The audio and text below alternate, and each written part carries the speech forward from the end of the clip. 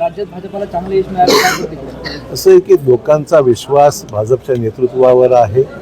ज्या पद्धतीने पंतप्रधान मोदी साहेबांनी विकसित भारताची संकल्पना मांडली आहे आणि ते लवकर करण्यासंदर्भात काही निर्णय घेतलेले आहेत, अशाच पद्धतीने महाराष्ट्रासुद्धा मुख्यमंत्र्यांनी विकसित महाराष्ट्राचा कार्यक्रम घोषित केला आहे. तर लोकांची अपेक्षा विकासाची आहे. एक स्थिर सरकार देशात आहे, राज्यात आहे. तर नगरपालिका प्रशासनसुद्धा स्थिर मिळालं पाहिजे, चांगलं मिळालं पाहिजे आणि म्हणून लोकांनी भाजपावर पूर्ण विश्वास व्यक्त केलेला आहे. आणि निवडणुकीत आलेलं यश हे मुख्यमंत्र्यांच्या नेतृत्वावर शिक्कामोर्तब करणारं आणि राज्यामध्ये विकासात्मक कामाला गती देण्याच्या दृष्टीने मुख्यमंत्र्यांचा विश्वास त्या लोकांनी टाकलेला आहे. नांदेडमध्ये अपेक्षित यश मिळालं का? आता बऱ्यापैकी मिळालं. आता बघा तुम्ही, आमच्या जवळपास 3 नगरपालिका या भाजपच्या, 13पैकी 3 नगरपालिका या भाजपच्या चिन्हावर आल्या आहेत. आणि त्याचबरोबर आमच्याकडे 2 नगरपरिषदा या सहयोगी, जसं आमचे संतोष कुलकर्णी या ठिकाणी नगराध्यक्ष म्हणून निवडून आलेले आहेत.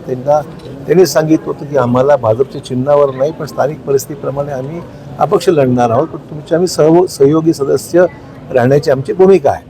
त्याच पद्धतीने निवडून आले, बहुमत त्यांचं आहे. आणि किती जागा आपल्याला 17पैकी 21पैकी 14 जागा त्यांच्या आलेल्या आहेत. नगराध्यक्षपद पण त्यांचं आलं आहे.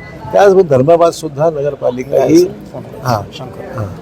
तर शंकर बोलमवाड आणि त्यांचे सहकारी निवडून आलेले आहेत आणि यांचंसुद्धा भाजपकडेच येण्याची, सहयोगी सदस्य होण्याची मानसिकता आहे. त्यामुळे आज 5 नगरपालिका या भाजप आणि मित्रपक्षांच्या मिळून सहयोगी सदस्य म्हणून आणण्याची त्यांची तयारी आहे.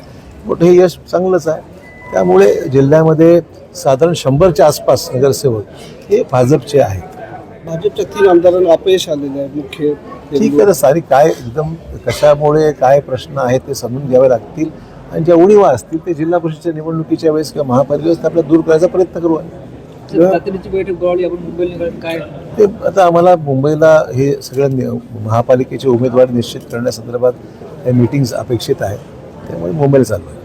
महापालिकेचं कसं चित्र असणार आहे? चांगलंच राहणार आहे.